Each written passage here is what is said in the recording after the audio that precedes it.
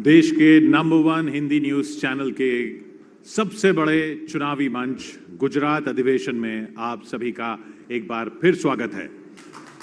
और गुजरात अधिवेशन में अब वक्त है उस सेशन का जिसका हम अधिवेशन में सुबह से इंतजार कर रहे हैं। खुद गृह मंत्री अमित शाह जी हमारे साथ हैं।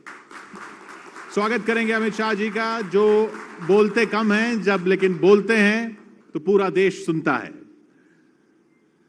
केंद्रीय गृह मंत्री अमित शाह जी, और उनसे बातचीत करेंगे न्यूज 18 नेटवर्क के editor in chief Rahul Joshi. आप दोनों का स्वागत।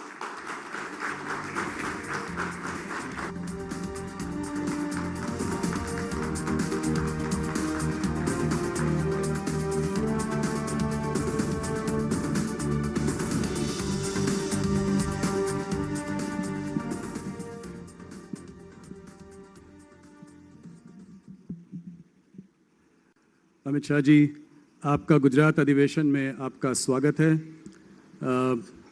ये एक्सक्लूसिव इंटरव्यू न्यूज़ 18 ग्रुप को देने के लिए आपका बहुत बहुत धन्यवाद।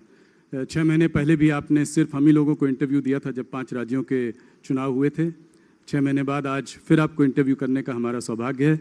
आपका स्वागत है इस अधिवेशन में। अमित जी, सबसे पहला सवाल, हम लोग गुजरात में हैं, चुनावी माहौल गर्म है। गुजरात आपकी जन्मभूमि भी रही है, आपकी कर्मभूमि भी रही है। पहला सवाल बहुत सीधा और सरल है। कितनी सीट देते हैं गुजरात में आप भारतीय जनता पार्टी को? देखिए, सीटों के आकलन करने के लिए तो बहुत जल्दबाजी होगी, मगर मैं इतना निश्चित कह सकता हूं, दीपावली के समय से लगभग मेरा गुजरात में आज 16वां दिन है।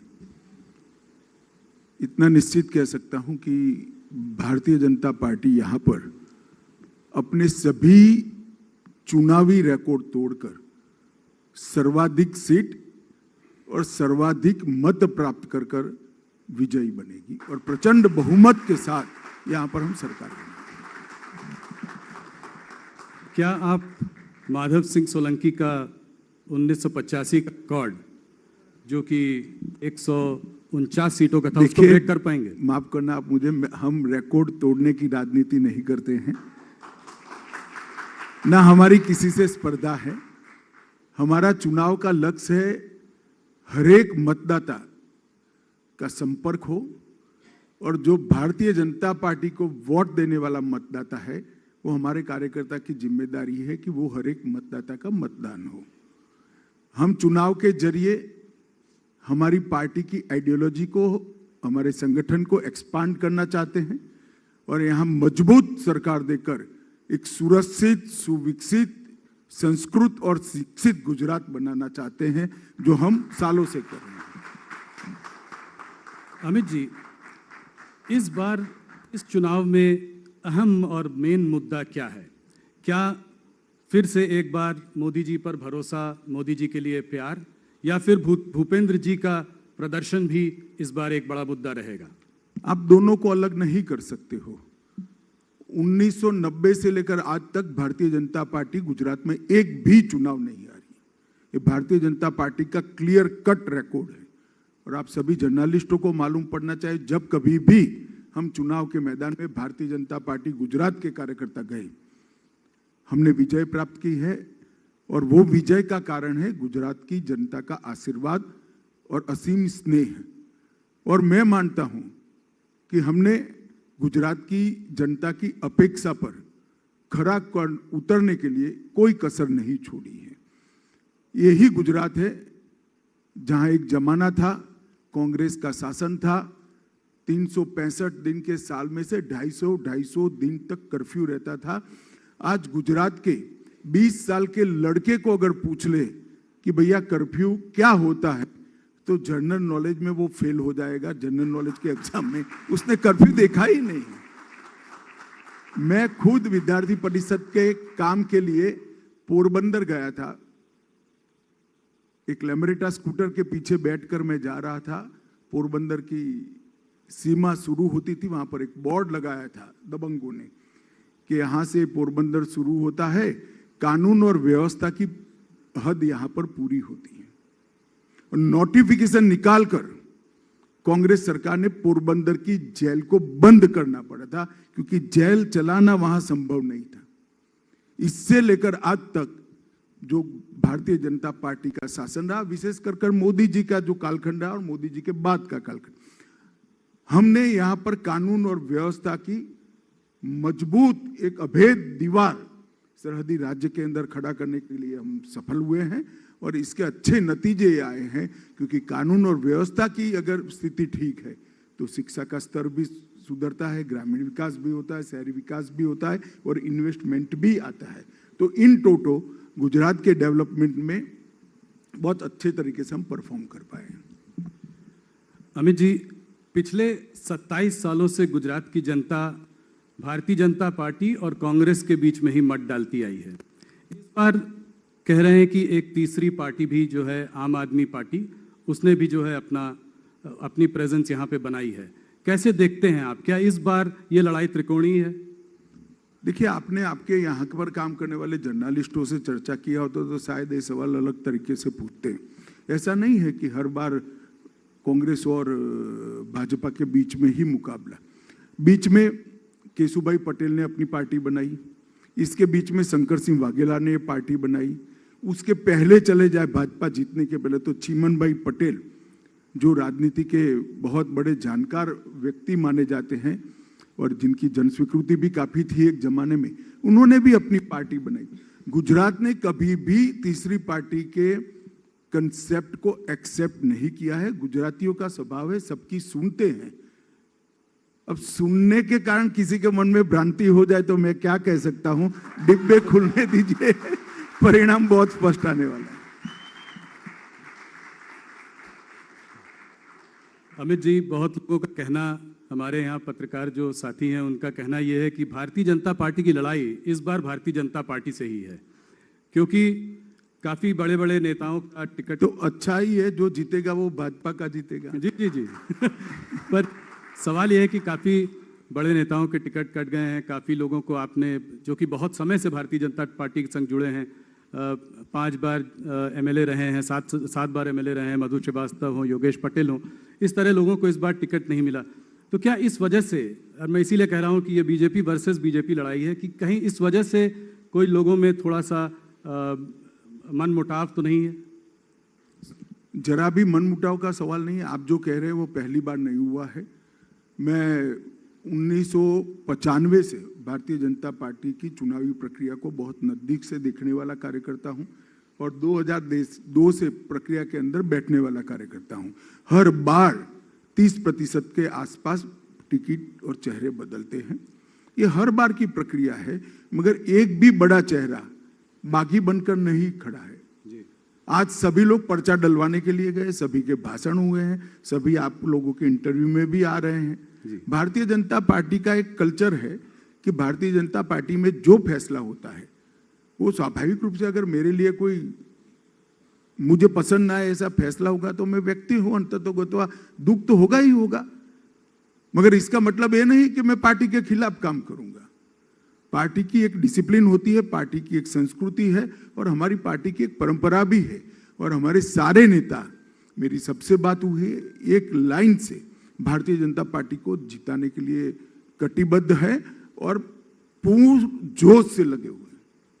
नहीं, हम लोगों ने सुना है कि आप खुद पर्सनली सबसे बात कर रहे हैं और यहाँ पर जमे हुए हैं और भारतीय जनता पार्टी के सीनियर वरिष्ठ नेताओं से। जमे क्या हुए, मैं यहीं का हूँ भाई, कहाँ बाहर बीतते हो? नहीं नहीं, मेरा मतलब है आप दिल्ली से यहाँ जमे हुए हैं पिछले 2 महीनों से। जी अमित जी, पिछले 10 सालों में आप लोगों ने कुछ मुख्यमंत्री बदले प्रदेश में। पिछली बार तो आपने पूरी की पूरी कैबिनेट ही बदल डाली। इस बार भी जो कैबिनेट में कुछ मंत्री हैं उनके भी कुछ के टिकट कटे हैं। तो क्या मोदी जी के यहाँ से जाने के बाद, आपके यहाँ से जाने के बाद गुजरात में एक स्थिरता आ पाई है? गुजरात अपना नेता ढूंढ देखिए, ये एनालिसिस ठीक नहीं है।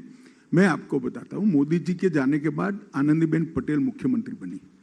आनंदीबेन का जाने का कोई और कारण न था, हमारी पार्टी का नियम था कि 75 साल तक काम करते हैं। उनके 75 साल समाप्त होने में 2 महीने थे, आनंदीबेन को बदला गया। उसके बाद में विजय भाई आए, विजय भाई पूरे 5 साल अपने पूरे किए और भूपेंद्र भाई कर रहे हैं। भूपेंद्र भाई के नेतृत्व में ही हम चुनाव लड़ रहे हैं। इसके बाद भूपेंद्र भाई को ही मुख्यमंत्री बनना है। अस्थिरता का सवाल कहां है? कोई सवाल ही नहीं पैदा होता अस्थिरता। मेरा एक सवाल ये भी आने वाला था कि क्या भूपेंद्र जी ही वापस मुख्यमंत्री बनेंगे, उसका हाँ जी, मैंने कह ही दिया। जी, जी। भारतीय जनता पार्टी का बहुमत आएगा तो श्री भूपेंद्र पटेल ही मुख्यमंत्री बनेंगे, इसमें कोई दो राय नहीं। अमित जी, एक चीज देखी गई है पिछले कुछ सालों में कि ये एक फ्रीबीज की राजनीति चालू हुई है। आप लोगों ने उसके अगेंस्ट मतलब बहुत जोरों से बोला भी है, मोदी जी ने भी कहा है, उसको रेवड़ी की राजनीति बताया है। मगर नई पार्टियां आती हैं और जो है ऐलान करना शुरू कर देती हैं, इलेक्ट्रिसिटी मुफ्त, हेल्थ केयर मुफ्त, एजुकेशन मुफ्त, 1000 रुपए यहाँ देंगे, 3000 रुपए वहाँ देंगे। इस तरह की राजनीति के बारे में आप क्या कहना चाहेंगे? देखिए, गुजरात है, यहाँ एनालिसिस करने वाले लोग हैं, पढ़ने वाले लोग हैं, समझने वाले लोग हैं, और सोच समझकर एनालिसिस कर गुजरात की जनता फैसला लेती है। अब तक जो वादे किए गए इसका योग बताए तो गुजरात का बजट 2,42,000 करोड़ है और वादे हो गए हैं 3,52,000 करोड़ के। नई इनकम कुछ नहीं करनी है, पुराना बजट एज इट इज, और 3,52,000 करोड़ लाना है। कोई बता दे जरा कैसे लाएंगे, इसका तो हिसाब दे। ये गुजरात की जनता समझती है।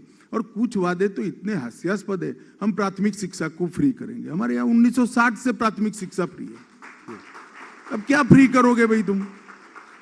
फ्री है। उनको ये भी मालूम नहीं यहाँ क्या चल रहा है, स्वाभाविक है यहाँ के नहीं है तो, परंतु थोड़ा स्टडी तो करना चाहिए। जब फ्रीबीज की बात होती है तो केंद्रीय सरकार भी तो फ्रीबीज दे रही है।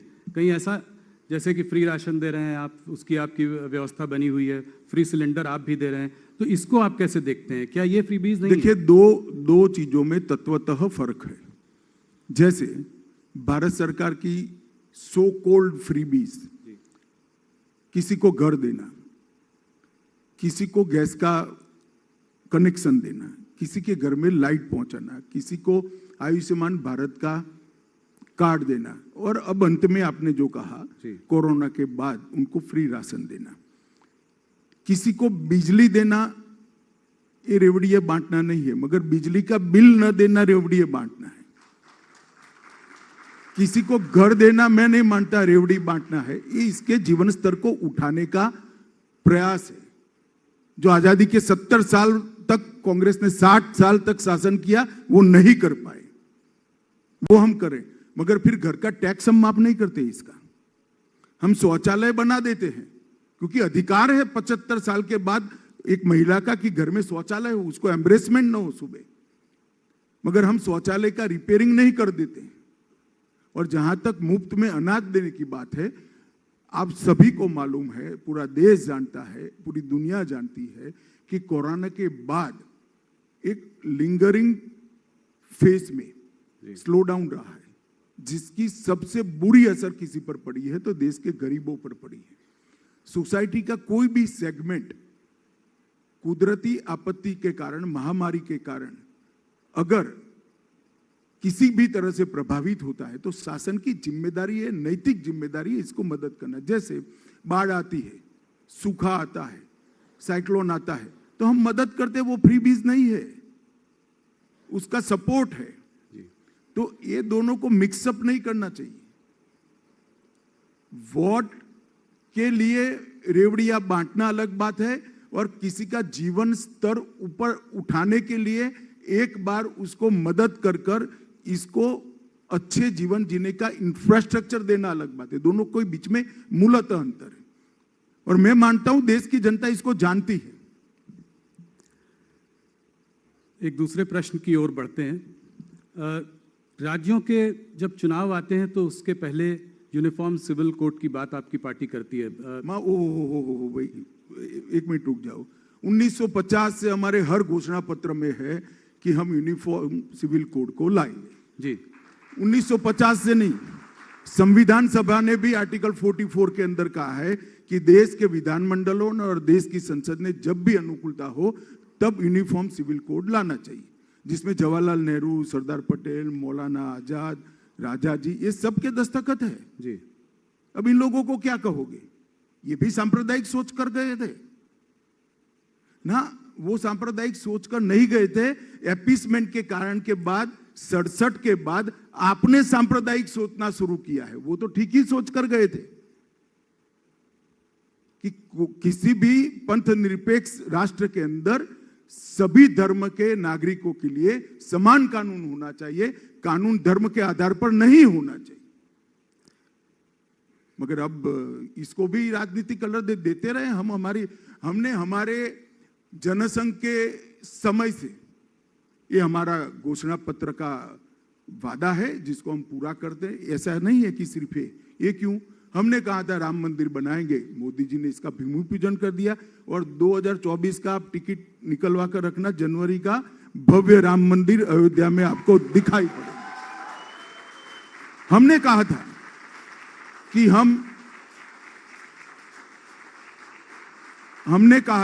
कि हम ट्रिपल तलाक को समाप्त कर देंगे जी, हमने कर दिखाया। हमने कहा था एक देश में 2 विधान 2 निशान 2 प्रधान नहीं चलेंगे, धारा 370 हट कर रहेगी और 5 अगस्त 2019 को मोदी जी ने धारा 370 को हटा दिया। ये सभी हमारे वादे हैं। धारा 370 हटी, कौन सा चुनाव था भाई? राम जन्मभूमि का भूमि पूजन हुआ, कौन सा चुनाव था? ट्रिपल तलाक हटा, कौन सा चुनाव था? और अगर आप नहीं हटाना चाहते हैं, आप कॉमन सिविल पर्सनल लॉज को सेव करना चाहते हैं, तो कांग्रेस पार्टी ने कह देना चाहिए कि इस देश में कॉमन सिविल कोड नहीं होना चाहिए। इतनी नैतिक ताकत तो होनी चाहिए। मैं तो कांग्रेस के सारे नेताओं को कहता हूं कि मीडिया अगर इकट्ठा ना होता तो हम भेज देते हैं, सब लोग एक बार घोषणा कर दो कि देश में कॉमन सिविल कोड नहीं होना चाहिए। कुछ ट्रेंड तो लो जी। मैंने तो ऐसी कंफ्यूज पार्टी ही नहीं देखी। धारा 370 हटाने का बिल लेकर गए तो मैंने बोला भाई, आप मनीष भाई ने भाषण किया था, मैंने बोला आप हाँ बोल रहे हो और ना बोल रहे हो जी।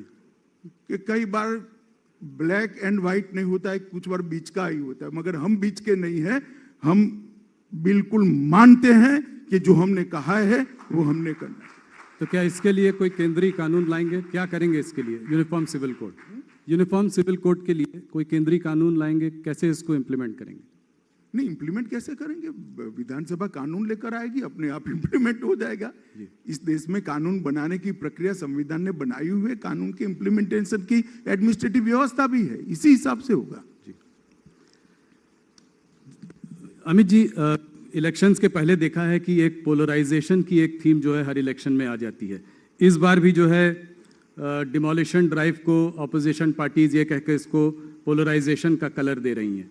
क्या कहते हैं आप इसके बारे में? देखिए, कोई ऑपोजिशन पार्टी ने नहीं किया, मैं तो ढूंढ रहा हूं कौन बोलता है। आप लोग ही पूछ करते हो। ऑपोजिशन पार्टी को अगर दिक्कत है तो उन्होंने कह देना चाहिए कि द्वारका के अंदर गैर कानूनी धार्मिक जो एंक्रोचमेंट थे वो रहने चाहिए। किसी ने नहीं कहा है, ये रूटीन अफेयर है। मैं मानता हूं बेट द्वारका जैसी जगह पे जो गैर कानूनी कंस्ट्रक्शंस थे वो निकालने चाहिए। और मैं तो भूपेंद्र भाई और हर्ष संघवी की टीम को बहुत बहुत बहुत साधुवाद देना चाहता हूं कि बहुत अच्छे तरीके से उन्होंने ये ड्राइव चलाया है और नतीजे बहुत अच्छे आए। हर्ष जी हमारे साथ यहाँ पे मौजूद भी हैं। कांग्रेस के प्रदेश अध्यक्ष जगदीश ठाकुर जी ने कहा है कि देश के संसाधनों पर मुसलमानों का पहला अधिकार होना चाहिए। क्या कहेंगे इस पर? नहीं, कोई नई बात नहीं। पहले मनमोहन सिंह जी ने कहा है। हमारा मानना है कि देश के संसाधनों पर देश के गरीब का, दलित का, आदिवासी का सबसे पहला अधिकार होना चाहिए, देश के पिछड़े का अधिकार होना चाहिए। जहां तक संविधान के इंटरप्रिटेशन का सवाल है, संविधान में कहीं पर भी प्रायोरिटी एरिया रिलीजियस आधार पर नहीं तय किया है। संविधान ने प्रायोरिटी एरिया पिछड़ेपन के आधार पर, इकोनॉमिक बैकवर्ड्स के आधार पर और दलित और ट्राइबल के और पिछड़ा वर्ग के लिए किया है। और भारतीय जनता पार्टी मानती भी है, करती भी है। और नरेंद्र भाई ने 8 साल के अंदर, हमारे देश के प्रधानमंत्री जी ने इस देश में हर गरीब के घर में घर पहुंचाने का काम किया है, घर में बिजली पहुंचाने का काम किया है, घर में गैस पहुंचाने का काम किया है, घर में शौचालय पहुंचाने का काम किया है, घर में आरोग्य की सारी सुविधाएं पहुंचाने का काम किया है और हर घर में शुद्ध पीने का पानी, नल से जल आज काफी हद तक आगे बढ़ चुका है। इसके साथ साथ जब कोरोना का संकट आया 80 करोड़ लोगों के घर के अंदर प्रति माह प्रति व्यक्ति 5 किलो राशन पहुंचाने का भी काम किया है। हम स्पष्ट रूप से मानते हैं कि देश के संसाधनों पर धर्म की मान्यता के आधार पर किसी का अधिकार नहीं होना चाहिए। देश के संसाधनों पर इस देश के दलित, आदिवासी, पिछड़े और गरीब का अधिकार होना चाहिए, चाहे वो किसी भी धर्म के हो, हिंदू हो, मुस्लिम हो, क्रिश्चियन हो, कोई भी हो, इसका अधिकार होना चाहिए, मगर गरीब का अधिकार होना चाहिए। अमित जी, कांग्रेस के मैनिफेस्टो में एक इंटरेस्टिंग बात कही है। उन्होंने ये कहा है कि अगर वो पार्टी पावर में आई तो नरेंद्र मोदी स्टेडियम का नाम बदलकर सरदार पटेल स्टेडियम करेंगे। इसके बारे में आपकी क्या विचार है? मैं तो धन्यवादी हूं, आपने सवाल पूछ लिया, मैं अखबार में देख रहा था। अब आपने पूछ ही लिया है तो यहीं पर जवाब स्पष्ट कर देता हूं। सबसे पहली बात, कांग्रेस को सरदार पटेल का नाम देने का अधिकार ही नहीं। पूरा जीवन सरदार को इतिहास में उचित स्थान न मिले, इसके पीछे एक गांधी नेहरू परिवार ने लगा। सरदार पटेल की अंत्येष्टि से लेकर, सरदार पटेल का स्मारक बनने से लेकर, सरदार पटेल को भारत रत्न देने तक कोई भी काम इन्होंने रोड़ा अटकाने के अलावा नहीं किया। नरेंद्र भाई ने विश्व की सबसे बड़ी ऊंची प्रतिमा यहां पर सरदार साहब के स्मारक में बनाई। क्या बात कर रहे हो, सरदार किया। नरेंद्र भाई ने देश भर के 8.5 करोड़ किसानों के औजारों का लोहा पिघलाकर किसान नेता सरदार पटेल का, लौह पुरुष सरदार पटेल का विश्व का सबसे बड़ा पुतला बनाने का बात। एक भी कांग्रेसी नेता आज तक वहां पर पुष्पांजलि करने नहीं गया।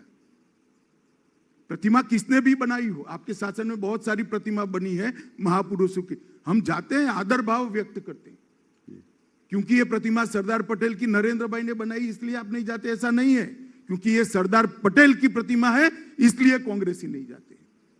और सरदार पटेल को हमेशा अन्याय करने का काम एक कांग्रेस पार्टी ने। सरदार पटेल के नाम पर ना कोई योजना बनी, ना कोई बड़ा स्मारक बना, ना आपने भारत रत्न दिया। जब कांग्रेस गई तब जाकर भारत रत्न मिला सरदार पटेल को। और आज आप सरदार पटेल की एडवोकेसी कर दो। और जहां तक स्टेडियम का सवाल है, मैं स्पष्ट कर दूं, वहां पर एक स्टेडियम था और आज वहां पर एक स्टेडियम बना है जिसका नाम नरेंद्र मोदी स्टेडियम है। परंतु कांग्रेस झूठ प्रचार कर रही है। वहां पर एक कॉम्प्लेक्स बना है, स्पोर्ट्स कॉम्प्लेक्स बना है, जिसमें टोटल 18 स्टेडियम बनने वाले हैं। उसमें से एक नरेंद्र मोदी स्टेडियम है और वो पूरे स्पोर्ट्स कॉम्प्लेक्स का नाम सरदार पटेल स्पोर्ट्स कॉम्प्लेक्स रखा गया है। सरदार पटेल के नाम को, उनकी स्मृति को हमने एक्सपांड कर एक की जगह 18 स्टेडियम में लगाने का काम ये भारतीय जनता पार्टी की सरकार है। जिनके पास कोई मुद्दे नहीं होते हैं वो इस प्रकार के मुद्दे। और क्या समझते हो आप गुजरात की जनता? गुजरात की जनता आपके झूठी बातों में आ जाएगी। नरेंद्र भाई मोदी के प्रधानमंत्री बनने के बाद, भारतीय जनता पार्टी की सरकार बनने के बाद सरदार पटेल की फोटो लगाना शुरू किया है। 50 साल तक कांग्रेस के स्टेज के पीछे कभी सरदार पटेल की फोटो हमने नहीं देखी। 50 साल तक कांग्रेसियों के मुंह से सरदार पटेल का नाम हमने नहीं सुना। इतना बड़ा स्मारक बना, एक भी कांग्रेसी नेता वहां पुष्पांजलि करने नहीं गया और आप सरदार पटेल की बात करते हो।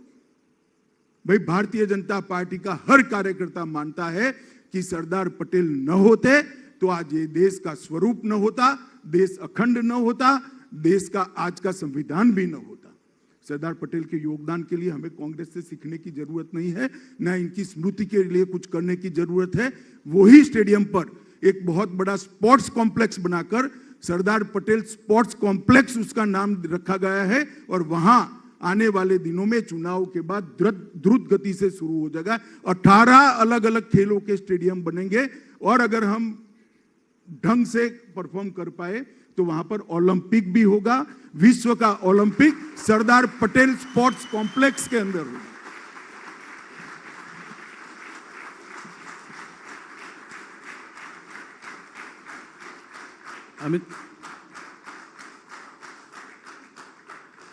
अमित जी, एक बार मैं फिर कोशिश करूंगा आपसे एक सवाल घुमा कर पूछने की मेरी थोड़ी सी आदत है। अगर वोट शेयर एनालिसिस करा जाए गुजरात में तो पिछली बार आप लोगों का करीब 47% से ऊपर था और कांग्रेस का 41.4 के आसपास था। आपका ये वोट शेयर जो है 47 से 50 के बीच में बना रहा है। इस बार अगर मुकाबला त्रिकोणीय है तो क्या ये वोट शेयर, आप अपने वोट शेयर को कैसे देखते हैं? और क्योंकि ये त्रिकोणीय मामला है, क्या आपकी सीट बढ़ सकती है, घट सकती है? कितनी सीटें आएंगी? आप हर बार एक आंकड़ा देते हैं, इस बार नहीं दे रहे हैं। राहुल जी, मैं जरूर दूंगा आंकड़ा, परंतु मैं इतना कह सकता हूं वोट शेयर हमारी जरूर बढ़ेगी, अच्छी खासी वोट शेयर बढ़ेगी। और दूसरा, सीटें भी हमारी अप्रत्याशित रूप से बढ़ेगी। आपने ही कहा जैसे बिखराव है, ये बिखराव दिख रहा है, बहुत अप्रत्याशित तरीके से हमारी सीटें बढ़ेगी। और Bharatiya Janata party vote share और नंबर ऑफ सीट दोनों दृष्टि से अपने सारे रिकॉर्ड तोड़कर प्रचंड बहुमत के साथ भूपेंद्र भाई के नेतृत्व में हम यहाँ पर सरकार बनाएंगे, ये सुनिश्चित है। आंकड़ा अभी बताने का समय नहीं है, अभी तो सारी पार्टियों का सूची, मेरी पार्टी की सूची भी अभी 20 मिनट पहले अंतिम घोषित हुई है, तो सभी पार्टियों का सूची घोषित नहीं हुआ है, तो अभी आंकड़ा नहीं बता सकते। पर बेस्ट परफॉर्मेंस बीजेपी की इस बार? बिल्कुल बेस्ट परफॉर्मेंस होगा बीजेपी। ऑपोजिशन का अटैक जो है आपके ऊपर 2-3 मुद्दों पर है। मैं उन सबको साथ में मिलाकर एक प्रश्न पूछ लेता हूं ताकि आप उसका जवाब दे सकें। एक तो महंगाई, जो कि वैसे भी थोड़ी प्रबल रही है, पिछले इन्फ्लेशन थोड़ा सा ज़्यादा रहा है, पूरे देश में भी रहा है और यहाँ पे भी। दूसरा बेरोजगारी और तीसरा करप्शन, ये 3 मुद्दे उठाते रहते हैं। तो मैंने सोचा कि इसको मिला जुला कर आपसे एक सवाल पूछूं। देखिए, जहां तक करप्शन का सवाल है, कांग्रेस की 10 साल की सरकार, सोनिया मनमोहन की सरकार देश ने देखी है। 10 साल में 12 लाख करोड़ के घपले, घोटाले, भ्रष्टाचार और इसकी एक अनंत लंबी सूची इस देश की जनता ने महसूस की है। कांग्रेस में घोटाले गिनना मुश्किल था, हमारे शासन में घोटाले ढूंढना मुश्किल है। कांग्रेस भ्रष्टाचार बोलती, यहां भ्रष्टाचार हुआ है स्पेसिफिक, कोई आरोप नहीं लगा सकता। जहां तक महंगाई का सवाल है, पहले कोरोना के कारण और बाद में रशिया और यूक्रेन के युद्ध के कारण पूरे विश्व की सप्लाई चेन में बिखराव है और एक वैश्विक समस्या है जिसका असर कम मात्रा में भारत पर भी पड़ा है। मगर मैं देश की जनता को, गुजरात की जनता को सुनिश्चित करना चाहता हूं कि टेम्पररी फेज है। नरेंद्र मोदी सरकार ने बहुत अच्छे तरीके से इसकी रणनीति भी बनाई है और दुनिया में कोरोना के बाद मंदी से सबसे तेजी से उभरने वाले देशों में से एक देश भारत है। हमारी अर्थव्यवस्था वी शेप में रिकवर करी है और अब इस पर भी काफी अच्छा असर पड़ेगा। शायद रशिया यूक्रेन युद्ध न होता तो अब तक तो हम बाहर भी आ गए होंगे। बेरोजगारी के लिए भी नरेंद्र भाई ने ढेर सारे कदम उठाए हैं और गुजरात में तो विशेषकर उठाए, हमारी डबल इंजन की सरकार ने उठाए हैं। और अभी मोदी जी हर महीने 75,000 से 1.25 लाख तक युवाओं को केंद्र सरकार की रोजगारी 10 माह तक कंटिन्यूस दे रहे हैं। तो ये बहुत बड़ा एक ड्राइव है जी। और गुजरात में जिस तरह का इन्वेस्टमेंट आया है, देखिए नरेंद्र मोदी शासन की खूबी ये नहीं थी कि नरेंद्र मोदी जी ने यहाँ पर अच्छा शासन किया, वो तो किया ही, चाहे शिक्षा के क्षेत्र में ड्रॉप आउट रेशियो को कम करना हो, एनरोलमेंट को बढ़ाना हो, स्वास्थ्य के क्षेत्र के अंदर माता मृत्यु दर और बाल मृत्यु दर में सुधार करना हो, जहाँ तक ड्रिंकिंग वाटर और इरिगेशन का सवाल है, भूगर्भ जल स्तर को ऊपर लाना हो, ये सारे ऐसे पैरामीटर्स है जो रेयरली इंप्रूव करते हैं जी। माता मृत्यु दर, बाल मृत्यु दर इंप्रूव नहीं करता है, ड्रॉप आउट रेशियो और एनरोलमेंट इंप्रूव नहीं करता, इसके लिए कड़ी मेहनत करनी पड़ती है। भूगर्भ जल स्तर ऊपर नहीं आता है, कृषि का विकास दर 10 साल तक 10% से ज्यादा रखना, ये बहुत एफर्ट्स मांगने वाली, ये सब नरेंद्र मोदी जी के कार्यकाल में हुआ है। परंतु मैं इसको विशिष्ट बात नहीं मानता, वो मोदी जी करते ही जहां रहते, अभी देश में है तो देश में भी करते, परंतु मोदी जी ने कैसी व्यवस्था बनाई, उनके न रहते हुए भी ये सारी चीजें चालू रही है और उनके यहाँ से जाने के बाद भी गुजरात के अंदर सुशासन की वो प्रणाली आज भी चालू रही है। अच्छा सुशासन देना अच्छा ही है, मगर उससे अच्छा है इस प्रकार की व्यवस्था करो कि आपके बाद भी सुशासन चलता रहे। मोदी जी ये करने में बहुत सफल हुए हैं और शायद देश में बहुत कम नेता है जिन्होंने इस तरह से स्थायी स्वरूप सुशासन को देने का प्रयास किया है। गुजरात से हटकर थोड़ा हिमाचल की ओर चलते हैं। वहाँ तो आप, यहाँ तो आपने आंकड़ा नहीं दिया, कम से कम यहाँ तो आंकड़ा दे दीजिए, यहाँ तो चुनाव हो चुका है। मुझे लगता है कि लास्ट टाइम हमारा जो बहुमत था बाय एंड लार्ज +- कर मेंटेन करेंगे। वापस दोबारा सरकार बनेगी? निश्चित रूप से भारतीय जनता पार्टी की सरकार बनेगी। वापस मुख्यमंत्री कौन होगा? क्या जयराम हमने ठाकुर? घोषित किया है, इनके नेतृत्व में हम चुनाव लड़ रहे हैं, हमारे मुख्यमंत्री जी के नेतृत्व में लड़ रहे हैं, वही बनेंगे। वही बनेंगे दोबारा।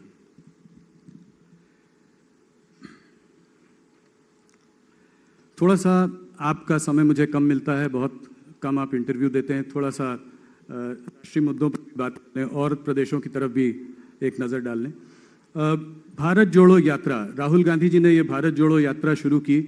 क्या आपको लगता है कि इस यात्रा की वजह से राहुल जी का कोई एक ज़्यादा गंभीर चेहरा लोगों के सामने आया है?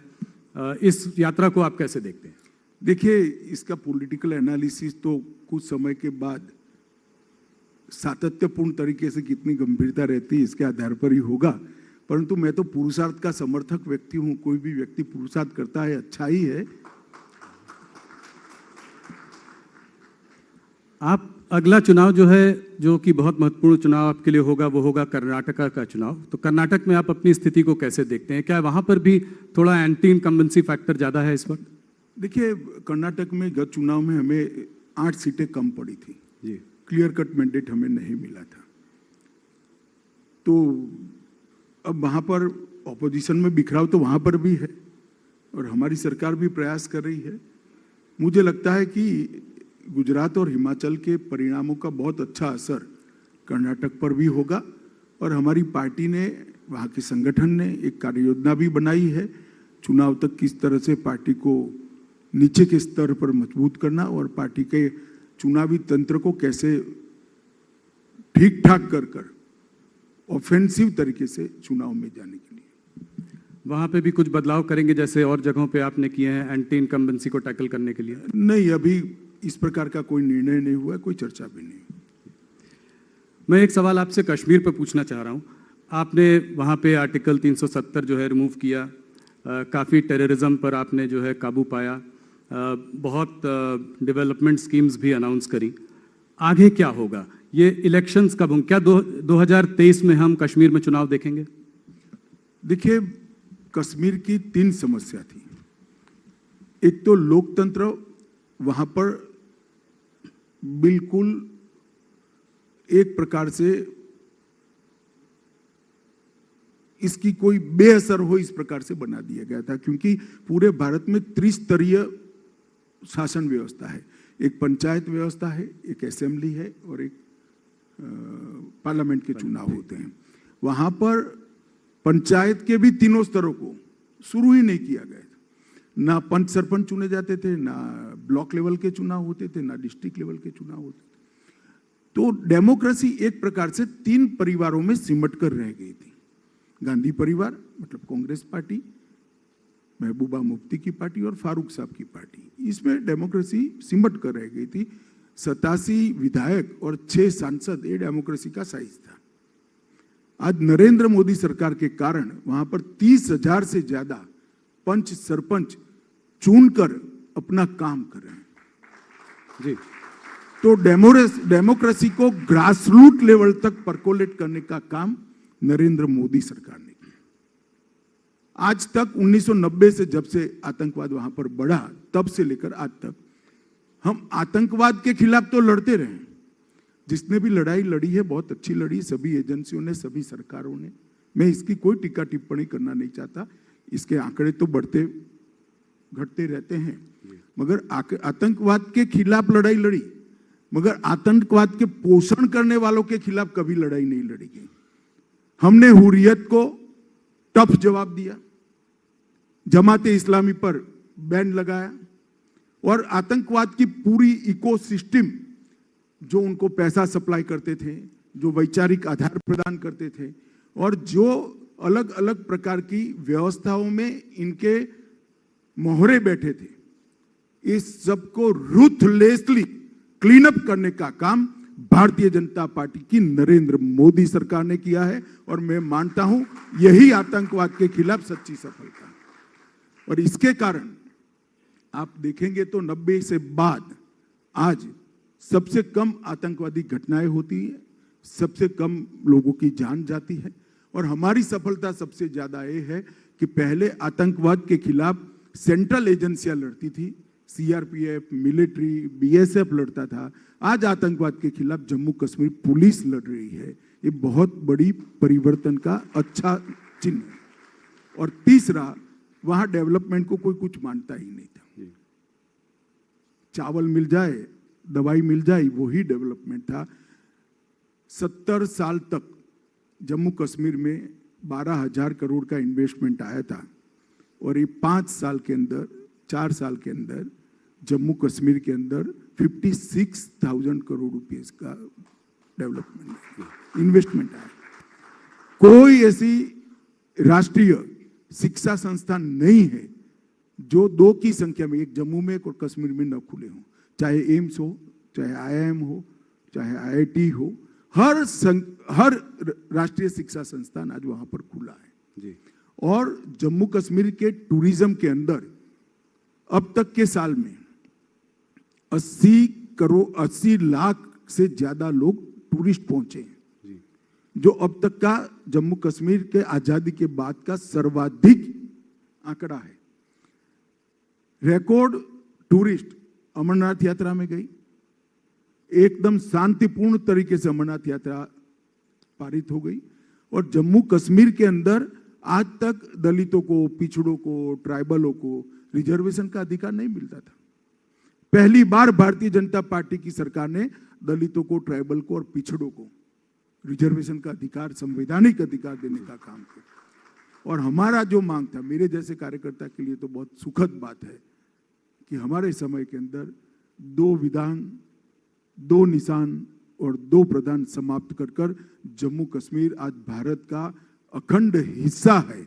इसका एहसास जम्मू कश्मीर और पूरे भारत की जनता करती है। बहुत बड़ी उपलब्धि है और ये मोदी जी के शासन की प्रमुख उपलब्धियों में से एक है जी। तो क्या चुनाव 2023 में हो पाएंगे? चुनाव आयोग ने कराने, और साथ अर्थ में राहुल जी, चुनाव आयोग हम नहीं चलाते हैं। नहीं, वो तो पता है, पर आपने ये तो बात मुझे कही, डेट कैसे मालूम होगा भैया? नहीं, आपने ये कहा है, बार बार कहा है कि आप चाहते हैं कि वहां पर चुनाव जल्दी से तो जल्दी हो चाहता ही और लोकतांत्रिक प्रणाली वापस आए। तो मैं चाहता ही हूं कि जल्दी चुनाव हो। डिलिमिटेशन का काम वहां समाप्त हो गया है, मगर मतदाता सूची इतनी लचर स्थिति में वहां पड़ी है, चुनाव आयोग उसको दुरुस्त कर रहा है। जब भी मतदाता सूची समाप्त होगी, ठंडी समाप्त होगी, चुनाव आयोग उचित फैसला लेगा। हमें तो सिर्फ सिक्योरिटी की दृष्टि से कंसर्न देना है और मैं मानता हूं सिक्योरिटी की पोजीशन सेटिस्फैक्टरी है। तो उम्मीद है कि जल्दी होगा समय। हमें भी उम्मीद है जल्दी जी, मगर निर्णय चुनाव आयोग ने कर। जी। अमित जी, पंजाब में सनसनीखेज हत्याओं की खबरें जो है पिछले कुछ महीनों से चल रही हैं। मूसेवाला मर्डर के बाद इधर जो 2 मर्डर हुए हैं, डेरा सच्चा में प्रदीप सिंह और शिवसेना के सुधीर सूरी, पंजाब की हालात को आप कैसे देखते हैं? क्या वहां पे हालत गंभीर होती दिखाई दे रही है आपको? देखिए, आप पार्टी की सरकार बनने के बाद कानून और व्यवस्था की परिस्थिति लचर हुई है, इसमें कोई दो राय नहीं है। परंतु हम मुस्तैदी से नजर बनाए हुए हैं और हम स्थिति को आउट ऑफ कंट्रोल नहीं जाने देंगे। क्या कदम उठाएंगे आप? काफी कदम उठाएंगे। मैं ऐसा गृह मंत्री नहीं हूं कि आपको इंटरव्यू में अलगाववाद के खिलाफ लड़ाई की सूचना दे दूं। मगर पंजाब में कड़े कदम केंद्र उठाएगी अगर ये सिचुएशन केंद्र राज्य दोनों मिलकर उठाएंगे। जी, ऐसा नहीं, ये लड़ाई सबने लड़नी है, सबको साथ में लेकर लड़नी है और विजयी भी होना है। एक और बड़ा मुद्दा जो कि पंजाब में ही शुरू होता है, जो है ड्रग्स ट्रैफिकिंग का मुद्दा। इसको कैसे काबू पाएंगे? इस पर कैसे काबू पाएंगे? इसको ड्रग जिहाद का नाम भी दिया जा रहा है। पीढ़ी की पीढ़ी जो है बर्बाद, देखिए, नशे में बर्बाद हो। मैं आपको बताता हूं कि ये 3 साल के अंदर नरेंद्र मोदी के नेतृत्व में भारत सरकार ने ड्रग के उपयोग, ड्रग की बिक्री और ड्रग का भारत के समुद्र के रास्ते से दुनिया के अलग अलग जगह पे जाने के रास्ते या जमीनी रास्ते से सब पर कठोर कार्यवाही की। सारे आंकड़े उपलब्ध हैं और मैं एक ही आंकड़ा कहना चाहता हूं कि 3 साल के अंदर हमने लगभग 20,000 करोड़ रुपए का ड्रग पकड़ा है।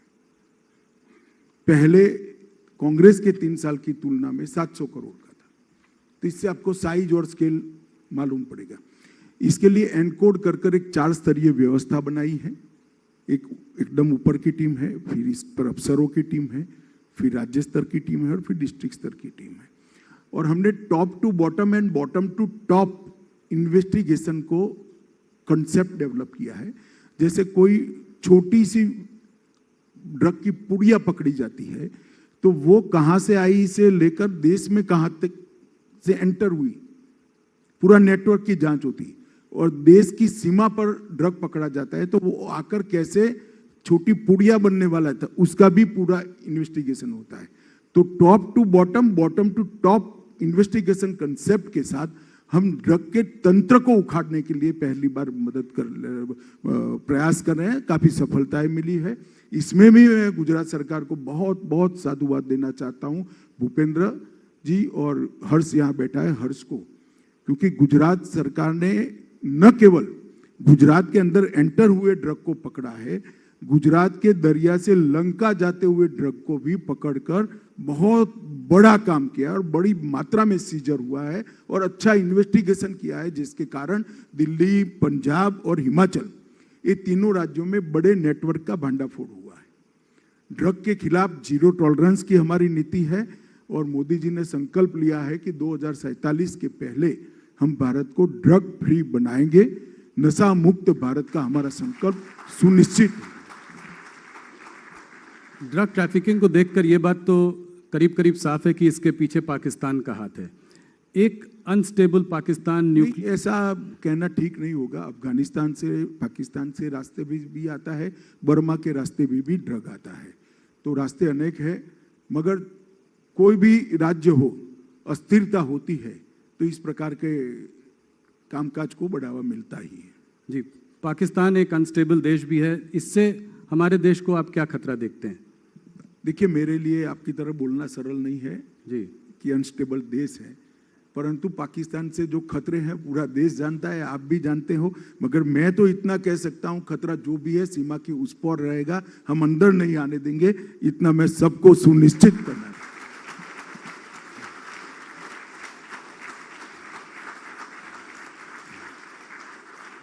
जो एरिया कश्मीर का पाकिस्तान के पास है, जिसको कि हम पाकिस्तान ऑक्यूपाइड कश्मीर कहते हैं, उसको वापस लेने के लिए क्या कदम उठाएगी सरकार, क्या आशा कर सकते हैं हम? देखिए, ऐसे कदमों की सार्वजनिक चर्चा नहीं होती है, मगर भारत का संपूर्ण रूप से मानना है, हमेशा से मानना रहा है, आज का नहीं है, हमेशा से मानना रहा है। हमारी पार्लियामेंट का संकल्प है कि हमारा हिस्सा है। अक्साई चीन पर भी चीन का कब्जा है। एक मुझे मालूम है आप क्या कहने वाले, कोई टाइटल इसमें से नहीं निकलेगा। रॉन्ग नंबर डायल कर रहे हो राहुल।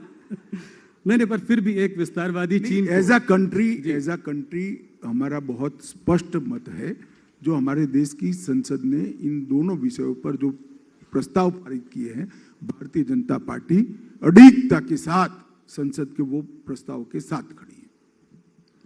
एक दूसरा नंबर डायल करने की कोशिश करता हूं। क्या भारत की छवि जो है पूरे विश्व में बहुत अच्छी रही है। यूक्रेन और रूस के बीच में बड़े बड़े देशों ने कहा है कि भारत को जो है मीडिएट करना चाहिए।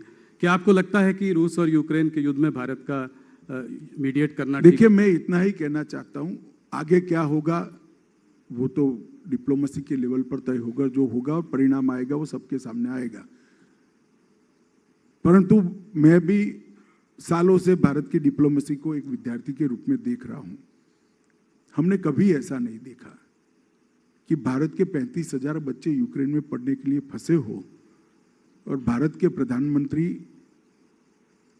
यूक्रेन और रशिया के राष्ट्राध्यक्षों से बात करें कि भैया हमारे बच्चों को हमें वापस लाना है, आप थोड़ा गोलाबारी 2-3 दिन के लिए बंद करो और 72 घंटों के लिए दो देश के युद्ध का सीज फायर हो जाए। ये हर भारतीय के लिए गौरव की बात है। ये भारत के प्रभाव का परिचायक। और अब G20 मोदी जी आज गए हैं, G20 की चेयरमैनशिप भारत के पास आ रही है। ये साल पूरी दुनिया के मतलब कंट्रीब्यूट करने का भारत का साल है। हम सब भारतवासी इससे बहुत आशान्वित हैं। अमित जी, एक ग्लोबल नैरेटिव ऐसा भी बन रहा है वेस्टर्न मीडिया में खास करके माइनॉरिटीज़ को लेकर कि मुसलमानों को यहाँ पर सताया जा रहा है, ये जो एक साजिश चल रही है। इनफैक्ट अभी एक अमेरिकन स्कॉलर साल्वाटोर बेबॉन्स यहाँ आए थे देश में, तो उन्होंने कहा कि जो है भारत का बुद्धिजीवी वर्ग जो है वो एंटी इंडिया है। क्या ऐसा आप मानते हैं? ये ऐसा नैरेटिव क्यों बन रहा है? इसके पीछे क्या साजिश है? देखिए, तो एनालिसिस का सवाल है। मैं ये मान सकता हूं कि अगर किसी को स्पेशल फेवर मिलती थी तो हमारे राज्य में वो नहीं मिलेगी, हमारे शासन में नहीं मिलेगी। और ये हमारे संविधान का स्पिरिट, किसी को स्पेशल फेवर नहीं मिलनी चाहिए। Justice for all, appeasement to none, ये भारतीय जनसंघ का मूल सूत्र है और हम उसी पर चल रहे हैं। किसी को अन्याय नहीं करेंगे, मगर किसी का एपीसमेंट, तुष्टीकरण भी नहीं करेंगे। ये देश संविधान के हिसाब से चलना चाहिए और संविधान के स्पिरिट से हिसाब से चलना चाहिए। अब किसी को स्पेशल फेवर बंद होती है, इसको आप अन्याय कहते हो, तो आपको अन्याय की डेफिनेशन बदलनी चाहिए, उनकी डेफिनेशन बदलनी चाहिए। अमित भाई, ये मैंने पिछली बार भी आपसे ये सवाल पूछा था, सीए को आप कब तक नोटिफाई कर पाएंगे? आपने कहा था there is no question of going back. ऐसा है जी, सीए देश का कानून है, आप पहले ही समझ कर चलिए। जी, कोरोना के कारण जारी होने में, मतलब उसको लागू करने में हमें थोड़ी देर हुई है, मगर अब कोरोना की स्थिति ठीक है और सीए का लागू होना सुनिश्चित है। Amit ji, left wing extremism जो है हमारे देश के लिए एक बहुत बड़ा चैलेंज बन चुका है। झारखंड में ये समस्या और भी ज़्यादा भारी है, इसको आप कैसे देखते हैं? झारखंड बुरा पहाड़ को क्लियर करने के बाद लगभग समाप्त हो चुका है। आपके पास शायद लेटेस्ट आंकड़े नहीं है। लेफ्ट विंग एक्सट्रीमिज्म के, मतलब वामपंथी उग्रवाद के सभी आंकड़ों के अंदर 90% से 60% से 90% की गिरावट है। और जो 243 जिलों में फैला हुआ था, अब वो 43 जिलों में सिमट कर रह गया है। ये 3 साल के अंदर हमने बहुत कठोर लड़ाई लड़ी है। ढेर सारे लोगों ने आत्मसमर्पण किया है और ढेर सारे लोगों पुलिस की मुठभेड़ में मारे भी गए हैं। और वहां पर डेवलपमेंट के मोर्चे पर भी मोदी सरकार ने बहुत अच्छा काम किया है। मैं इतना विश्वास के साथ कह सकता हूं कि बिहार और झारखंड में वामपंथी उग्रवाद का एरा अब समाप्त हो चुका है। निर्णायक पोजीशन आज वहां पर भारत सरकार की एजेंसियों की है और अब जो थोड़ा हिस्सा बचा है, उड़ीसा, तेलंगाना और छत्तीसगढ़ के बीच के ट्रायंगल का, उसको भी हमने 817 कैंप लगा है। आप कल्पना कर सकते, 3 साल में 817 कैंप जी, इतने अंदर गए हैं। बहुत अच्छा परिणाम आया है। आप होम डिपार्टमेंट की साइट को खंगाल लीजिएगा तो शायद आपको 45 मिनट का कार्यक्रम करने का एक मटेरियल मिल जाएगा। अमित जी, 2-3 सवाल और। मुझे पता है कि समय आपके पास कम है, पर आपको पकड़ना आसान भी नहीं है, इसलिए मैंने कहा कि 2-3 सवाल और पूछ लेता हूँ। इंटेलिजेंस एजेंसीज, ऑपोजिशन का कहना है कि ये सरकार जिस तरीके से यूज़ कर रही है, एक डर बनाने का माहौल, नेताओं के पीछे जो है ईडी को लगा देना। इधर बीच एक स्पेशल कोर्ट ने ये तक कहा कि जो है संजय राउत जी के पीछे जो ईडी का इन्वेस्टिगेशन रहा वो एक विच हंट है। इसको आप कैसे देखते हैं? देखिए, हमारे देश में न्यायिक व्यवस्था बनी है और 3 स्तरीय न्यायिक व्यवस्था है। सेशंस कोर्ट होते हैं, हाई कोर्ट होते हैं, सुप्रीम कोर्ट होती है, जो देश की सर्वोच्च अदालत है। किसी को भी कोई भी ग्रीवेंस है तो प्रेस में जाने की जगह कोर्ट में जाना चाहिए। और संजय राउत जी के खिलाफ जो जजमेंट आया है, मतलब उनके पक्ष में जो, उसमें भी हाई कोर्ट में अपील हुई, उसकी राह देखनी चाहिए। मुझे मालूम नहीं है लीगल पोजीशन क्या है, मगर हमारी सरकार की समय में एजेंसियों का रिकॉर्ड है, जो भी केस बनाए वो कोर्ट में टिकते हैं और मेरिट्स के आधार पर केस बने हैं। जी, 2024 के चुनाव को आप कैसे देखते हैं?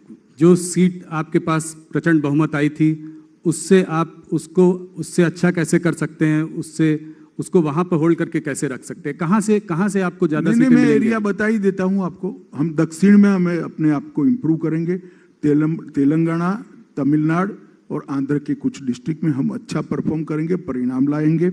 इसके साथ साथ उड़ीसा में हम बहुत अच्छा इंप्रूव करेंगे, बंगाल में हम बहुत अच्छा इंप्रूव करेंगे। 18 सीट से ज्यादा?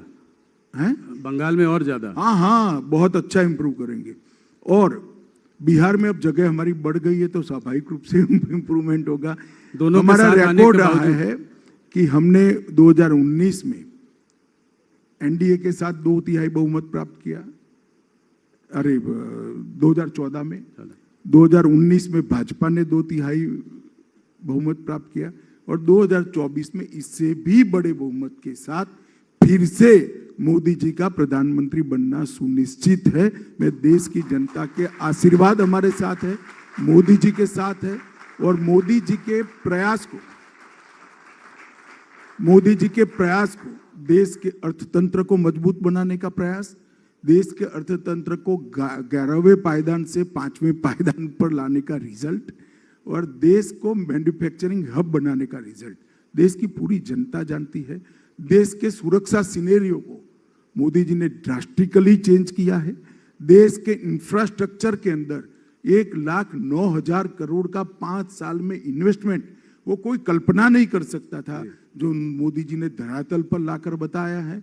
और हर क्षेत्र के अंदर, चाहे पर्यावरण हो, चाहे कानूनी सुधार हो, चाहे कानून रिपील करने हो और चाहे दुनिया की सभी समस्याओं में लीड देना हो, पूरी दुनिया मोदी जी की ओर बहुत आशा के साथ दिख रही है। तो मोदी जी की एक ग्लोबल लीडरशिप को देश की 130 करोड़ की जनता एक्नॉलेज करती है और मुझे भरोसा है कि हम और अच्छे बहुमत के साथ 24 में फिर से मोदी जी के नेतृत्व में सरकार बनाएंगे और देश अपने सभी लक्ष्यों को प्राप्त करेगा। अमित जी, आपने हमको इतना समय दिया। आपको, आपकी इस इंटरव्यू को पूरे देश में हमारे सारे चैनल में हर भाषा में देखा गया है। आपके समय के लिए आपका बहुत बहुत धन्यवाद। आपने इस बार फिर हमको पहले नेशनल चैनल को इस इंटरव्यू को दिया, इसके लिए आपका बहुत बहुत धन्यवाद। Thank you. मुझे यहाँ बुलाकर मंच देने के लिए टीवी 18 का बहुत बहुत आभार। और गुजरात की जनता को मैं अपील करना चाहूँगा, जिन्होंने किया है इन पर भरोसा रखना, वो ही करेंगे, वो ही गुजरात को मजबूत बनाएंगे, वो ही गुजरात को नंबर 1 बनाएंगे। जिन्होंने किया है इस पर भरोसा रखना। धन्यवाद। बहुत बहुत धन्यवाद। देश के गृह मंत्री अमित शाह जी हमारे साथ थे। अमित जी, मैं गुजारिश करूंगा, राहुल जी से गुजारिश करेंगे कि केंद्रीय गृह मंत्री अमित शाह जी को धन्यवाद दें इस मंच पर, हमारे मंच पर आने के लिए। अमित शाह जी।